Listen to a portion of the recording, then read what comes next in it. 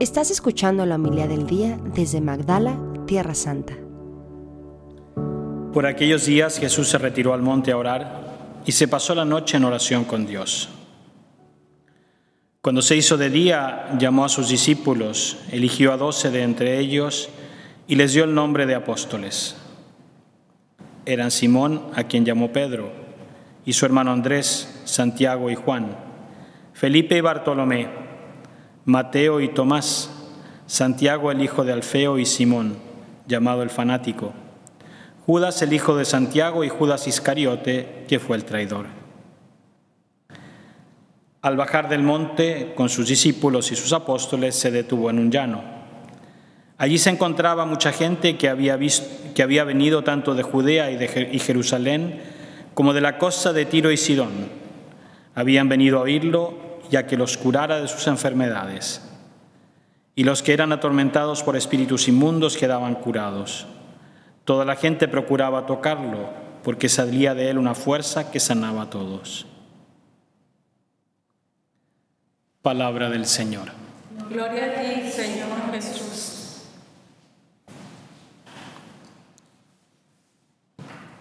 Las lecturas de hoy me recuerdan un poco la ensalada rusa, ¿no?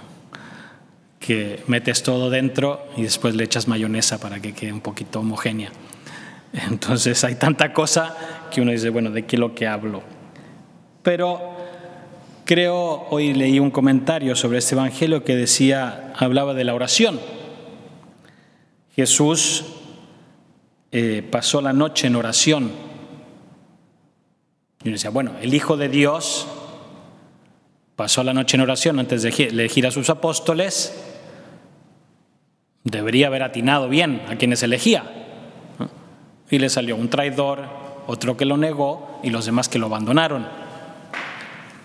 Entonces nos tiene que decir mucho de nuestra oración. O sea, el que yo rece por algo no quiere decir que todo va a salir bien, que todo va a salir según como quiero yo, porque los proyectos del Señor tantas veces no son nuestros proyectos.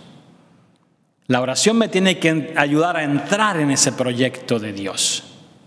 Y eso es lo que nos enseña Jesús. Yo escojo mis apóstoles fruto de la oración. Y se puede decir que hago una apuesta. Cuando resucitó Cristo, murió y podría haberlo encontrado a ninguno. Porque cada uno ya se murió, cada uno a su casa e ir a tocar ahí al cenáculo y no abre ninguno. O sea, de haber salido todos escapando como los discípulos de Emaús y ya. Entonces, el hecho de meter una cosa en oración es, sí, presentarla al Señor y decir, Señor, quiero que esto, como dice Jesús en su oración sacerdotal, esto que tú me has dado, estos que veo en la oración que tú me has dado, no se pierda ninguno, pero lo pongo en tus manos. Lo pongo en tus manos. Y de eso se trata la oración. Y después, la elección divina, cuando Dios me da un encargo, cuando Dios me llama, cuando Dios me pide algo, sí, en cierto sentido es un privilegio. Pero ¿por qué inmediatamente Jesús, el pasaje siguiente es Jesús donándose a los hombres, sirviendo, sanando? Es el privilegio de servir. Dios elige a sus apóstoles para compartir su vida con ellos, dice en otro evangelio, San Marcos, para que estuvieran con Él y compartir su vida. Y la vida de Cristo es eso, donarse a los hombres. Y aquí entro al tercer ingrediente, ¿no? Que es un poquito más el que le da un poquito de sabor, ¿no? Que es San Pablo. ¿Qué es lo que está haciendo San Pablo a la comunidad de los Corintios? Está ejerciendo ese servicio. Terminó primero con la corrección, decir, bueno, aquí nada de grupos, nada de partidos, que yo soy de Pablo, que yo soy de Pedro, que yo soy de no sé quién.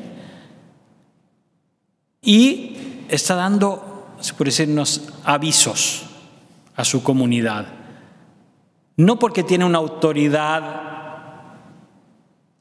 un poder, porque siente ese deseo de servir y no puede ver que sus hijos en la fe se vayan apartando, vayan desvirtuando el Evangelio. Y por eso va haciendo estas correcciones. La comunidad de Corintio era un puerto, y sabemos cómo son las ciudades de puerto. Muchos van y vienen, y en ese tiempo muchos cultos idólatras paganos y mucho desenfreno. Entonces, en esta lista, que a veces no es muy políticamente correcta hoy, no, seguramente alguno vendría, le tacharía algunas cosas. Está metiendo todos en el mismo bolso. San Pablo la tiene contra los homosexuales y es homofóbico. No, si también mete a los impuros y a los adúlteros. Entonces, ¿qué es lo que está diciendo aquí?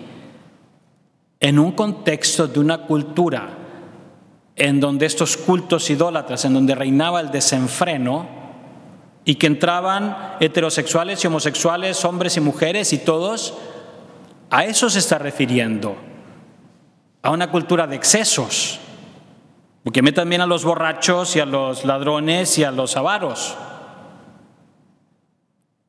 Entonces está metiendo esa vida que ustedes dejaron, y eso eran algunos de ustedes. ¿Por qué volver a eso? Y está cuidando la comunidad. ¿Qué es lo que es? Obviamente es un sistema judicial no de ahora, porque uno decía, bueno, San Pablo está diciendo aquí a tomarse, que cada uno se toma la justicia por sus manos. Lo normal ahora es que yo tenga un pleito fuerte, una cosa, hay un sistema judicial y acudo a ellos. Entonces ya es un escándalo que haya este tipo de pleitos entre ustedes. Y más encima estar como pavoneándose o enorgulleciéndose de esto ante todos los demás. O sea, ¿qué ejemplo están dando de comunidad cristiana? Y va construyendo. Recuérdense que la carta de los Corintios es la que casi termina con el himno a la caridad. Entonces, ustedes que cantan este himno,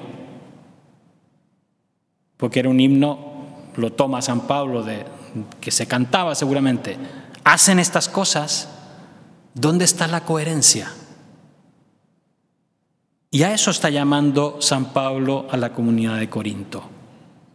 Bueno, ustedes que se llaman cristianos y que se un poco engríen delante de los demás, como que hacen un poco muestra de su condición de cristianos con sus carismas y con sus cosas. ¿Ese es el ejemplo que están dando? Así, si entre los apóstoles nos consideramos todos en cuanto elegidos por Cristo, llamados a una vocación santa, es eso. ¿Cuál es el servicio que ofrezco a la Iglesia? ¿Cuál es el servicio que ofrezco a la caridad cristiana? A la comunidad cristiana. Y ese es el servicio de la caridad.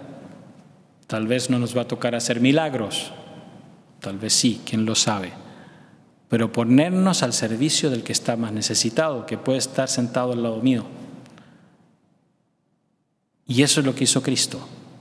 Y para eso escoge Cristo, para ser, dirá mismo San Pablo, para ser embajadores, anunciadores de Cristo ante mis hermanos.